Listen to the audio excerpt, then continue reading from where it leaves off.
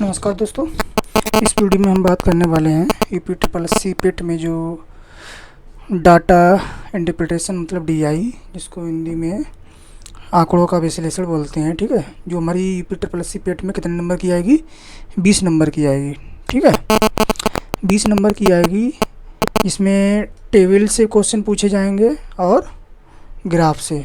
ठीक है, ये मैं पहले बता चुका हूँ। इससे पहले मैं 2 लेक्चर ले चुका हूँ जिसमें मैंने आपको बेसिक इंट्रो बताया था टेबल और ग्राफ के बारे में, और दूसरे वीडियो में मैंने टेबल के कुछ सिंपल क्वेश्चंस को सॉल्व कराया था। ठीक है, अगर आपने वो वीडियो नहीं देखा है तो प्लेलिस्ट में जाके उस वीडियो को आप देख सकते हैं।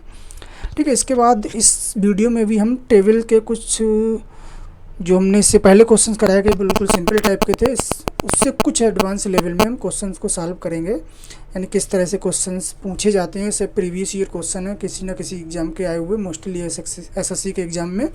ठीक है, तो चलिए देखते हैं इन क्वेश्चंस को, किस तरह से क्वेश्चंस को हमको सॉल्व करना है। ठीक है, तो चलिए पहला क्वेश्चन देखते हैं। जैसे ये हमारा क्वेश्चन क्या दिया है, निम्न सारणी किसी बस्ती की 1988 से 1992 तक की रही जनसंख्या को दर्शाती है। ठीक है, सारणी को पढ़िए और प्रश्नों के उत्तर दीजिए।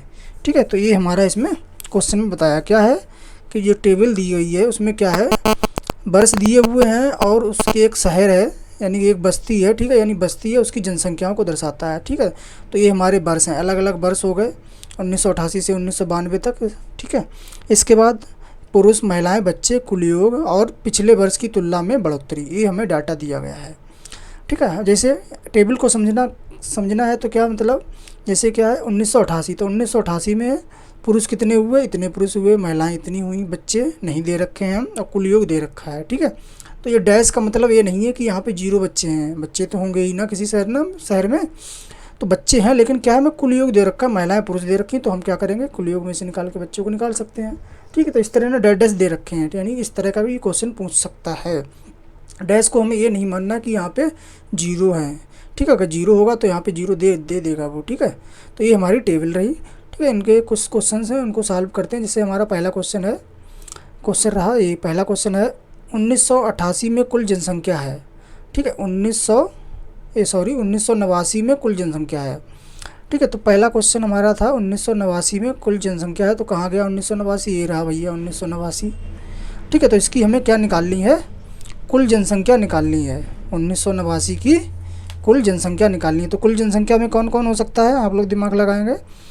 ठीक है, तो कुल जनसंख्या में कौन कौन होता है, यहाँ पे टेबल में क्या दे रखे, जनसंख्या भाई किससे मिलके बनी है, पुरुष से मिलके बनी है, महिलाओं से मिलके बनी है, बच्चों से मिलके बनी है, इसके बाद टोटल जनसंख्या। ठीक है, तो यही हमारी कुल जनसंख्या है। अब 1989 रहा ये। ठीक है, इसमें पुरुष दे रखे, महिलाएं दे रखी, बच्चे नहीं दे रखे, कुल जनसंख्या तो निकाल ली हमें। अब बच्चे हम कैसे निकालें भाई, महिलाएं पुरुष कुल जनसंख्या होती तब हम बच्चे निकाल लेते, लेकिन ना कुल जनसंख्या दे रखी है, यानी कुल योग भी नहीं दे रखा है, कुल बच्चे भी नहीं दे रखे हैं, लेकिन एक चीज़ दे रखी है हमें, क्या, पिछले वर्ष की तुलना में बढ़ोतरी या घटोतरी। तो इसमें क्या है, प्लस, यानी पिछले वर्ष की तुलना में इतनी बढ़ोतरी हो गई। ठीक है, अब पिछले वर्ष में कुल योग कितना था, ये रहा पिछले वर्ष का योग, तो 1989 का निकाल लेंगे। तो सिंपल है, 1989 की जनसंख्या कितनी होगी, यानी कि जनसंख्या कितनी हो जाएगी, 1988 की जनसंख्या प्लस बढ़ोतरी, भाई यही बढ़ोतरी होगी। तो 1988 की जनसंख्या कितनी है, 1,46,947, यानी कि 1988 की जनसंख्या 1,46,947 ये 1988 की जनसंख्या होगी। और ये कितनी है, 11,630, यानी कि बढ़ोतरी कितनी हुई, 11,630। इसको ऐड कर लेंगे, यही हमारा आंसर हो जाएगा। कितना, 707 हो गया, 4 3 7 हो गया, 9 6 15 का 5 हासिल 1, 6 1 7 1 8 4 1 5 और 1।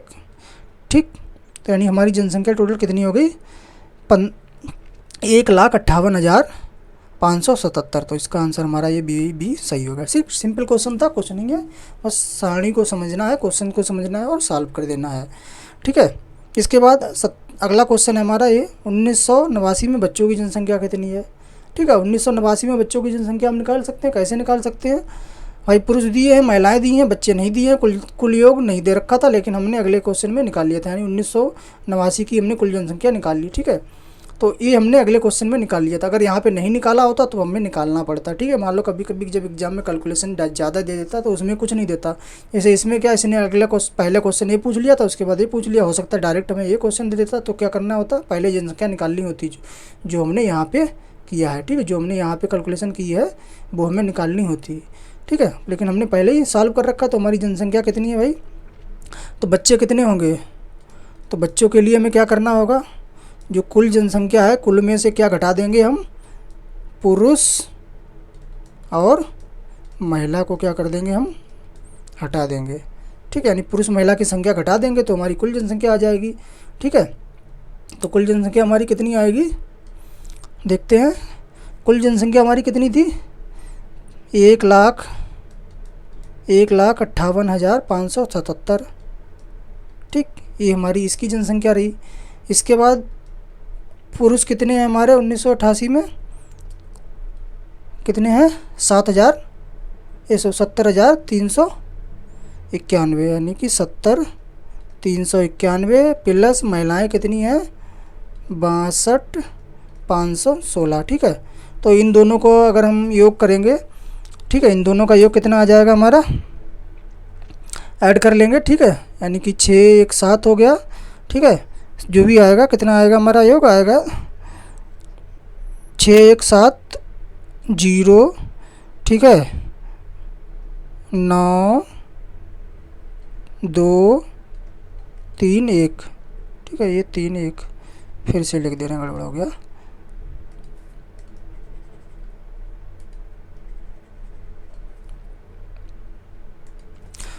ठीक है। ये हमने यानी कि 7 हो गया, 9 1 10 का 0 1 हो गया, 1 और 3 4 और 5 9 हो गया, ठीक है। 0 2 2 हो गया, ठीक है।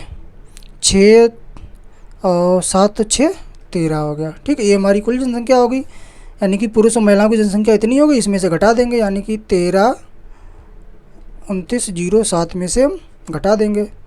तो घटाएंगे कितना बचेगा, यहाँ पे 0 बचेगा, यहाँ पे 7 बचेगा, यहाँ से एक कैरी ले लेंगे तो हमारा 15 हो गया, 15 में से 9 गया, कितना बचा, 6 बचा, यहाँ पे 7 बचे, 7 में से 2 गए, 5 बचे, यहाँ पे 2 बचे, ठीक है। तो यानी जनसंख्या हमारी कितनी होगी, 25,670, ठीक है। सिंपल क्वेश्चन है, कुछ नहीं करना, केवल कैलकुलेशन है और बाकी कुछ नहीं है। अगला क्वेश्चन है हमारा 1991 में महिलाओं की संख्या कितनी होगी, ठीक है। अब हम देखते हैं 1991 कहाँ गया भाई, ये रहा हमारा 1991, ठीक है। इनमें महिलाओं की संख्या पूछी है, हमें क्या क्या पता है, हमें पता है पुरुषों की संख्या पता है, बच्चों की महिलाओं की संख्या ज्ञात करनी है, बच्चों की संख्या पता है, लेकिन कुल संख्या नहीं पता है। कुल संख्या पता होती तो हम कैसे निकाल लेते, यानी कि पुरुष और बच्चों की संख्या जोड़ के कुल में से घटा देते तो महिलाओं की संख्या आ जाती। लेकिन हमें ना कुल संख्या पता है ना महिलाओं की संख्या पता है, लेकिन हमें एक चीज़ पता है, क्या चीज़ पता है भाई, घटोतरी हो गई किसके अनुसार, पिछले वर्ष की तुलना में। अब पिछले वर्ष में कितनी थी, ये पिछले वर्ष में हमारी संख्या थी इतनी, उनमें से इतनी घटोतरी हो गई, यानी कि इस वर्ष की संख्या क्या होगी, इसमें से इतनी घटोतरी हो गई। तो कितनी संख्या होगी, कुल संख्या कितनी हो जाएगी, कुल संख्या, तो 1991 में जो संख्या है, जनसंख्या है, उसमें से घटोतरी हमारी कितनी हो जाएगी, यानी कि घटोतरी, ठीक, घटोतरी हमारी कितनी है, यानी कुल 1991 की संख्या कितनी है, 1990 की, 91 का हमसे पूछा है, 1990 की संख्या कितनी है कुल, 1,53,922, और घटोतरी कितनी है 5,337, यानी 5,337। इसको हम घटा देंगे तो कितना बचेगा, यहाँ से एक करी लेंगे 12, 12 में से 7 गए 5, यहाँ पे 1 हो गया, यहाँ से एक करी लेंगे 11, 11 में से 7 गए, 11 में से 3 गया 8, यहाँ पे बचे 8, 8 में से 3 गए 5, यहाँ पे कितने बच्चे, यहाँ पे 13, यहाँ से करी ली 13, 13 में से 5 गए 8, और यहाँ पे 4 और 1, ठीक है। तो ये हमारी जनसंख्या होगी कुल, यानी कि 91 की जो कुल जनसंख्या होगी वो कितनी होगी, 1,48,585। अब हमें निकालना क्या है, निकालना है हमें महिलाएं, और हमें क्या क्या पता है, पुरुष और बच्चे पता हैं। तो पुरुष और बच्चों की संख्या कितनी हो जाएगी, तो पुरुष हमारे कितने हैं, पुरुष हमारे हैं इसमें 69,395, और बच्चे कितने हैं 21,560, 21,560। ठीक है, ये हमारा डाटा रहा यहाँ पे पुरुष और ये बच्चे। तो इनका योग कितना हो गया, इनका योग हो गया 5, 9, 6, 15 के 5, एक हासिल, और यहाँ 5, 3, 8, 1, 9, और 9, 1, 10 का 0, 8, 9। तो ठीक है, ये जनसंख्या हो गई पुरुष और बच्चों की। तो हमें महिलाएं निकालनी है, तो टोटल में से पुरुष और बच्चे घटा देंगे। टोटल ये रही हमारी, तो पुरुष बच्चे हमने क्या कर दिए, लेस कर दिए। ठीक, तो लेस करने पे हमारा आंसर क्या आ जाएगा, ये आप सॉल्व कर सकते हैं आसानी से। ठीक है, तो हमारा आंसर आ जाएगा 57,630, 57,630। ठीक है, इसको आप सॉल्व कर सकते हैं, हमारा ये आंसर हो जाएगा। ठीक, अगला क्वेश्चन हमसे क्या पूछा है, अगला क्वेश्चन पूछा है 1991 की तुलना में 1992 की जनसंख्या में वृद्धि या कमी। अब ये हमें निकालना है भाई। अब पहले हम देखेंगे क्या क्या है। ये है 1991 की संख्या नहीं पता थी, तो हमने इस वाले क्वेश्चन में निकाल ली। हमारी टोटल जनसंख्या कितनी आई थी, 14,85। ठीक है, ये हमारी जनसंख्या थी कितकी, 91 की। और 92 की जनसंख्या हमारी ये दी हुई है, तो हमें घटोतरी निकालनी है। तो पहले थी 1,48,585, इसके बाद हो गई 1,60,000, मतलब क्या हो गई, बढ़ोतरी होगी। तो बढ़ोतरी है तो कैसे निकालेंगे, घटोतरी हुई, तो टोटल जनसंख्या कितनी है भैया, तो यानी कि 92 की ज़्यादा है, तो 92 को हम ऊपर लिखेंगे, यानी कि 16,0998। ये रही हमारी 92 की जनसंख्या। ठीक, 91 की जनसंख्या कितनी थी, 91 की जनसंख्या ये हमने निकाल रखी है, तो ये हमारी कितनी आई, 14,85 और 85। इसको हम सीधा सिंपल सॉल्व कर लेंगे और हम निकाल लेंगे कितनी घटोतरी हुई, बढ़ोतरी हुई। तो ये इसका आंसर हमारा आ जाएगा 12,413, 12,413। ठीक, ये हमारी क्या हो जाएगी, बढ़ोतरी, क्योंकि पिछले वर्ष की तुलना में बढ़ोतरी हुई, तो ये हमारी पिछले में बढ़ोतरी हो जाएगी। ठीक है, ये रहा सिंपल सा क्वेश्चन। ठीक है, इसके बाद अगला देखते हैं हम।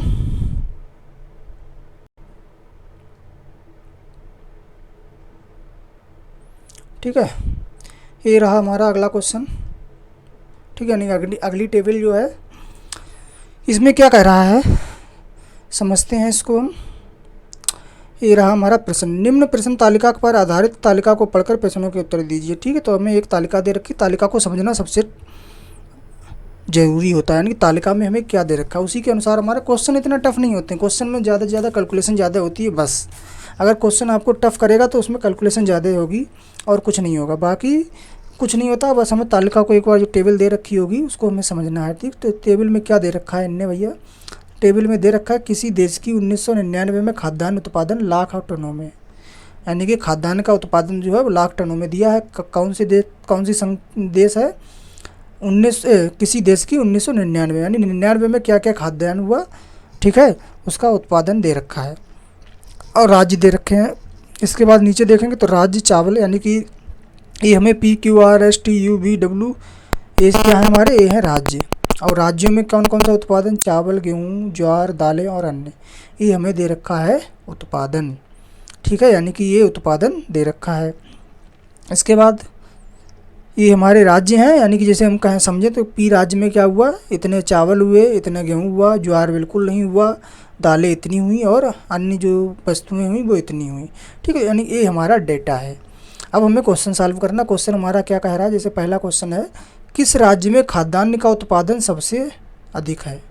अब भाई बताओ किस राज्य में खाद्यान्न का उत्पादन सबसे अधिक है, तो हमें कुल तो दिया नहीं है, यानी जैसे P राज्य है इसमें अलग अलग दे रखा है, टोटल दे नहीं रखा है, Q में भी अलग अलग दे रखा है। तो हमें क्या करना पड़ेगा, हम इसका कैसे निकाल सकते हैं, तो इसको हमें निकालने के लिए एक ही तरीका है भाई, जो अलग अलग दे रखा है इसको, यानी कि जितना टोटल उत्पादन है उसको हम सबको जोड़ लें तो वो उसी से हम निकाल सकते हैं। ठीक है, तो इसको हमें क्या करना पड़ेगा, सबको जोड़ना पड़ेगा। ठीक है, तो यही देखना होता है। जैसे इसमें क्या है, थोड़ा सा हमारा मान लो बिल्कुल लास्ट टाइम पे हम इस क्वेश्चन को सॉल्व कर रहे हैं, क्वेश्चन हमारे पास टाइम कम है, तो हम क्या कर सकते हैं, इस टाइप के क्वेश्चन को स्किप कर सकते हैं। क्यों स्किप नहीं करना, वैसे नहीं करना, लेकिन अगर टाइम कंज्यूमिंग है, यानी कि हमारे पास टाइम कम है, तब हम इसको स्किप कर सकते हैं। क्यों, क्योंकि इसमें हमें सबको पहले ऐड करना होगा, तब उसको सॉल्व कर पाएंगे। ऐड करने में भले ज़्यादा बड़े नंबर नहीं है, लेकिन फिर भी थोड़ा सा टाइम लग जाएगा। ठीक है, तो इसी टाइप मतलब इन क्वेश्चन में एक दो क्वेश्चन ज़रूर ऐसा दे देगा जो काफ़ी लेंथी होगा, जिसमें अलग अलग परसेंटेज पूछ लेगा, जिसमें 5-6 बार में कैलकुलेशन करनी पड़ेगी। तो उस क्वेश्चन को हम छोड़ के अगले जो क्वेश्चन होंगे जो सिंपल होंगे उनको हम करेंगे। ठीक है, तो यही हमें देखना होता है कौन सा क्वेश्चन स्किप करना है, कौन सा नहीं करना है। जब हमारे पास टाइम बचेगा तब हम लेंथी क्वेश्चन को भी आसानी से कर लेंगे। ठीक है, तो इस क्वेश्चन में फिलहाल हमें क्या करना है, सबका योग करना है, यानी कि टोटल योग क्या होगा तो वो हम देख लेंगे। जैसे इसका योग होगा वो हमारा होगा 204, यहाँ पे ऐड कर सकते हैं, मेरे पास पहले से ऑलरेडी ऐड किया हुआ है तो मैं नहीं करूँगा क्योंकि टाइम हमें सेविंग करनी है।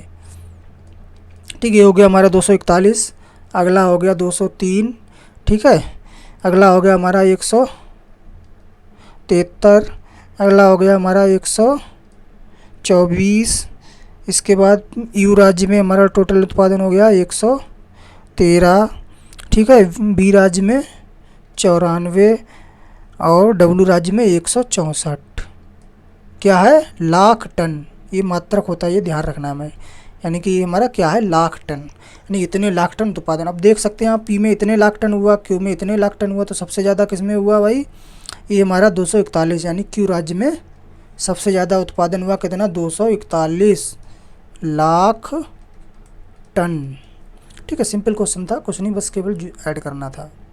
इसके बाद अगला क्वेश्चन है हमारा, देश में उत्पादित चावल और गेहूं की मात्राओं में क्या अनुपात है। अब हमारा ये रहा मतलब देश 1999 का टोटल उत्पादन दे रखा है। इसमें देश में कुल का मतलब जितने राज्य हैं, यानी कि इसमें किसी राज्य के लिए नहीं पूछा, इसमें क्या पूछा, किसी देश के लिए। तो देश में जितने राज्य हैं उनमें सब में क्या है, उत्पादित चावल, यानी कि ये रहे चावल और ये रहा गेहूँ, यानी ये चावल, ये गेहूँ, ये हमारा चावल। अब कुल उत्पादन क्या अनुपात क्या है, अब इसमें क्या करना है, इसमें भी हमें जोड़ना पड़ेगा भाई, क्योंकि टोटल मतलब इन्होंने दे नहीं रखा है। तो हमारा चावल जो होगा ना, टोटल चावल सभी राज्यों में कितना उत्पादित हुआ, ठीक है, तो इसमें हमें क्या करना पड़ेगा, ऐड। तो ऐड हमारा क्या आएगा, 393 लाख टन। ऐसे गेहूँ होगा वो हमारा कितना होगा, 331 लाख टन। हमें निकालना है अनुपात किसका किसका, चावल और गेहूँ का, यानी कि चावल और गेहूँ का अनुपात निकालना है। तो चावल हमारा कितना हुआ, 393 और ये हमारा हुआ 331। ठीक है, तो इसका अनुपात लगभग में हमारा आएगा, इसको अगर हम इससे डिवाइड करेंगे तो ये आएगा हमारा 1.2 और नीचे आ जाएगा 1। तो अनुपात क्या हो जाएगा, 1.2 अनुपात 1। ठीक है, तो ये हमारा आंसर हो जाएगा तीसरा। अगला क्वेश्चन हमारा, ज्वार जिन राज्यों में सबसे महत्व का खाद्यान्न था वे हैं। क्वेश्चन को इसमें समझना है थोड़ा सा। ज्वार जिन राज्यों में सबसे महत्व का खाद्यान्न था, सबसे महत्व का खाद्यान्न भाई कब, कौन सा कब होगा, जब उसकी पैदावार ज़्यादा होगी, तभी तो हम कह सकते हैं भाई ये महत्वपूर्ण है। ठीक है, कर्सर कहाँ गया भाई, ये रहा हमारा सबसे महत्व का खाद्यान्न। ठीक है, तो सबसे पहले हम देखते हैं ज्वार, ये रहा हमारा ज्वार। ठीक है, इसमें तो हुआ ही नहीं है बिल्कुल।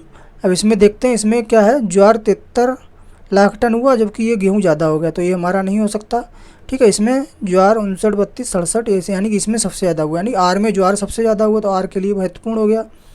ऐस में भी सबसे ज़्यादा हुआ, ऐस में 59 लाख टन हुआ है, बाकी सब कम हुआ है, तो ऐस के लिए भी हो गया। इसलिए 37, 32 और 41, यानी टी में भी ज्वार सबसे ज़्यादा हुआ, यू में ज्वार कम हुआ है, बी में भी ज्वार कम हुआ है और डब्ल्यू में भी ज्वार कम हुआ है। तो कौन कौन से राज्य हैं हमारे, आर एस टी, ये जो राज्य हैं इनमें क्या है, ज्वार महत्वपूर्ण खाद्यान्न था, क्योंकि इनका उत्पादन अन्य जो खाद्यान्न है उनसे ज़्यादा हुआ। ठीक है, सिंपल क्वेश्चन था, कुछ नहीं था।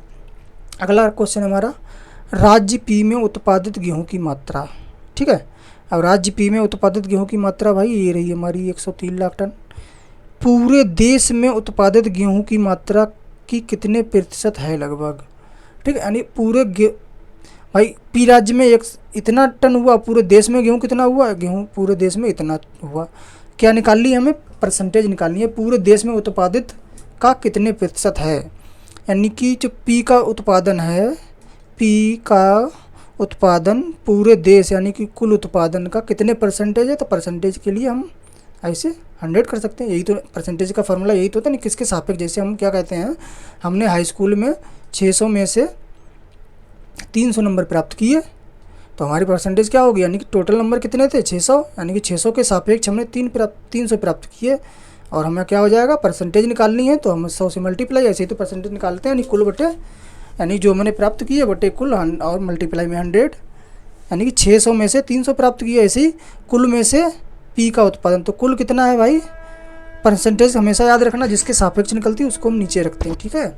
तो कुल हमारा उत्पादन हमने यहाँ पे ऐड करके रखा, दे दिया नहीं था लेकिन हमने ऐड कर लिया था, तो हमारा कितना है 331 और पी का उत्पादन है 103 और मल्टीप्लाई में 100। बस इसको सॉल्व कर लेना है, हमारा आंसर आ जाएगा, ठीक है। तो लगभग में हमसे पूछा है, ठीक है। तो लगभग में इसको अगर हम सॉल्व करेंगे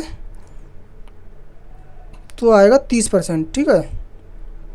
अगर यहाँ पे हम इसको 33 मान लेते हैं, ठीक है, तो हमारा ये सीधे 3 से मतलब इस तरह से डिवाइड कर लेंगे तो हमारा 33 पॉइंट कुछ आएगा, ठीक है। तो हमारा 33% इसको हम टोटल मान लेंगे, 30% नहीं 33 के समथिंग आएगा जो भी, लेकिन हमारा क्या आ जाएगा 30 के समथिंग आ जाएगा, ठीक है। क्योंकि लगभग में पूछा है, एग्जैक्ट वैल्यू नहीं पूछी है, या इसको हम सॉल्व भी कर सकते हैं आसानी से, कोई दिक्कत नहीं, ठीक है। अगला क्वेश्चन हमारा एक है, क्या है, देश भर में चावल की औसत प्रति हेक्टेयर उपज 30 टन थी, तो चावल की खेती का प्रयोग किया गया क्षेत्रफल, ठीक है, यानी कि चावल की औसत प्रति हेक्टेयर इतने टन थी, ठीक है, प्रति हेक्टेयर। टोटल हमारे पास चावल कितना है, टोटल हमारे पास हुआ है 393 टन, 393 लाख टन, यानी टोटल हमारे पास है 393 लाख टन, लाख टन में दे रखा है। अब इसमें क्या है प्रति टन, यानी कि लाख टन है लेकिन हमें लाख में ही क्या हेक्टेयर में निकालना है, ठीक है, लाख में ही निकालना, तो लाख को हम वो नहीं करेंगे, लाख टन है तो केवल, यानी कि इसको चेंज नहीं करना है, इसको लाख कन्वर्ट कर देंगे फिर भी हमें वही दिक्कत आएगी, ठीक है, बाद में फिर से डिवाइड करना पड़ेगा, तो यानी इसको हम इतना ही रहने देंगे, इतने लाख टन है, यानी कि ये हमारा हो गया। और प्रति टन कितना है, मतलब प्रति हेक्टेयर में कितने टन है 30, ठीक है, इसको डिवाइड कर लेंगे, सिंपल हमारा आंसर आ जाएगा 13 लाख टन, ठीक है, 13 लाख हेक्टेयर।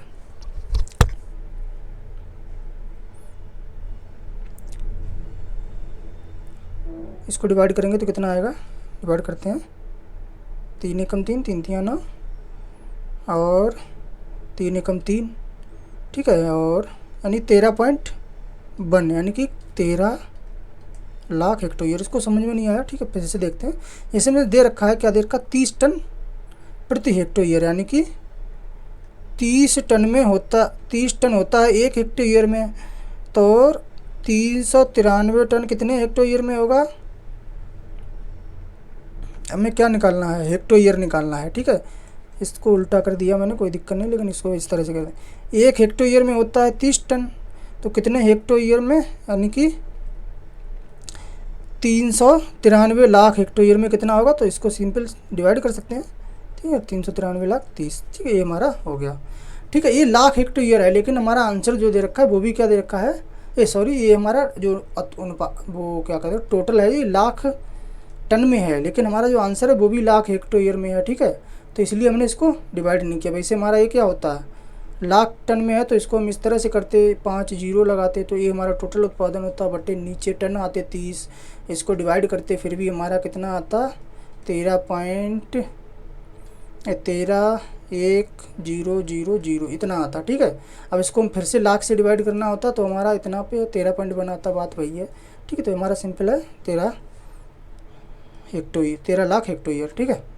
अगला क्वेश्चन देखते हैं।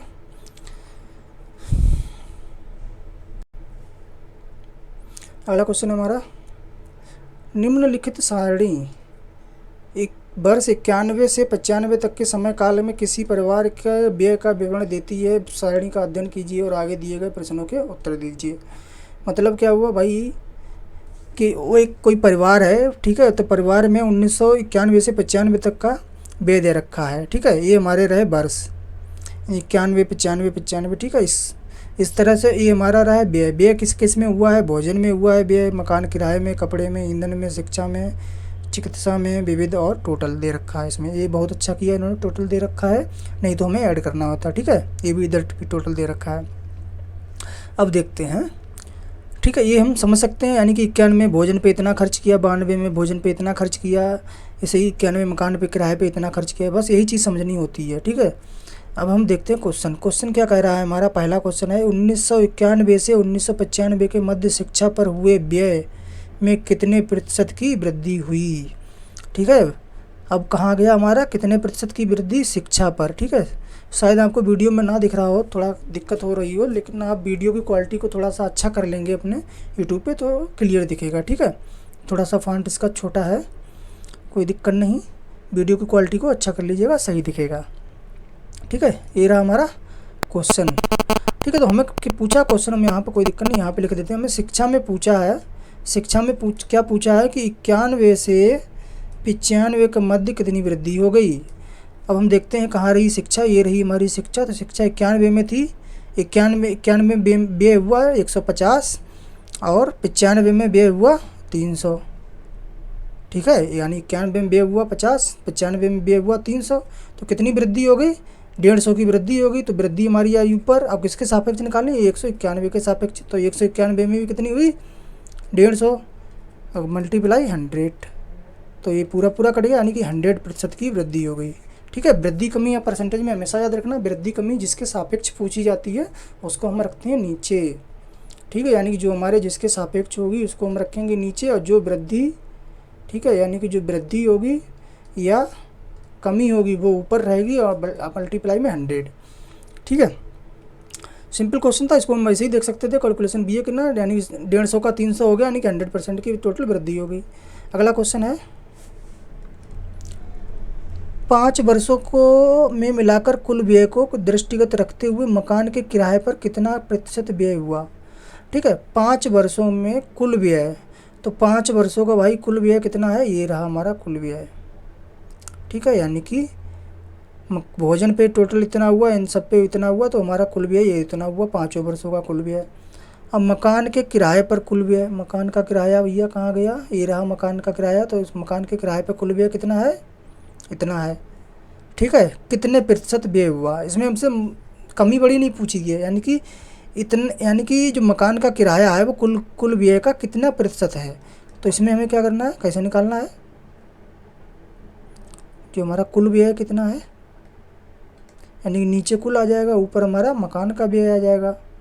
ठीक है, यानी मकान का किराया मल्टीप्लाई में 100, यही तो फार्मूला बनेगा वृद्धि मतलब परसेंटेज का। तो मकान का कितना है? 050, टोटल कितना है? 050, 0 मल्टीप्लाई में 100, एक जीरो से एक जीरो कट गया, टोटल से टोटल कट गया, ये हमारा बचा 10%। ठीक, तो यानी टोटल का 10% है। सिंपल क्वेश्चन था। ऐसे अगला क्वेश्चन देखते हैं। 91 की तुलना में 92 पर निम्न मद पर व्यय में वृद्धि नहीं हुई। ठीक है, यानी 91 की तुलना में 92 में कौन कौन से व्यय, यानी कौन से व्यय पे कोई वृद्धि नहीं हुई है। ठीक, तो देखते हैं हम भैया 91 कहाँ गया? ये रहा हमारा 91 और ये रहा हमारा 92। ठीक, कौन सी ऐसी चीज़ है इसमें वृद्धि है? 800 से 900 हो गया, वृद्धि हो गई है 150 से 150। ठीक है, मकान का किराया भैया सेम रहा, यानी 91 92 में क्या हुआ? मकान किराया सेम रहा, तो ये हमारा क्वेश्चन सही हो गया, यानी मकान के किराए में कोई वृद्धि नहीं हुई। ठीक है, अगला क्वेश्चन देखते हैं। 91 92 93 94 और 95 के कुल व्यय को देखते हुए 1996 का संभावित व्यय क्या होगा। ठीक है, अब देखते हैं भैया 91 का व्यय कितना है। ये रहा हमारा 91 का व्यय 1500, ये 1700, ये 2000, ये 2400, ये 2900। इसके बाद भैया 96 का कितना होगा, तो हम देखते हैं ये कितना हो गया। 1500 से 1700 हो गया, यानी कि 200 की वृद्धि हो गई। 1700 से 2000 हो गया, ये हमारी 300 की वृद्धि हो गई, सॉरी 300 की वृद्धि हो गई। ये 2000 से 2400 हो गया, ये हमारी 400 की वृद्धि हो गई। 2400 से 2900 हो गया, यानी 500 की वृद्धि होगी। तो अगली हम अंदाज़ा क्या लगा सकते हैं, अगले में कितने की वृद्धि होगी? ये 600 की वृद्धि होगी। तो 2900 प्लस 600, ठीक है, 2900 प्लस 600 यानी कितना हो जाएगा? 3500, यानी कि तो अगला संभावित उत्पादन व्यय होगा वो कितना होगा? 3500। ठीक है, यानी 96 में कुल व्यय कितना हो जाएगा? 3500। ठीक है, इसका ऑप्शन नहीं दिया, कोई दिक्कत नहीं, आंसर होगा हमारा 3500। ठीक है, तो ये हमारे कुछ 3 टेबल्स के हमने क्वेश्चन सॉल्व किए थे। आशा करता हूँ आपको समझ में आए होंगे। वीडियो अगर पसंद आया हो, आपके लिए यूजफुल रहा हो, तो वीडियो को ज़रूर लाइक करें और दोस्तों के साथ ज़रूर शेयर करें। चैनल को सब्सक्राइब नहीं किया है तो चैनल को सब्सक्राइब कर लें, क्योंकि अगले वीडियो जो भी आएगा तो सब्सक्राइब करने के बाद आपको उसका नोटिफिकेशन भी प्राप्त हो जाएगा। आज के लिए बस इतना ही। Thank you.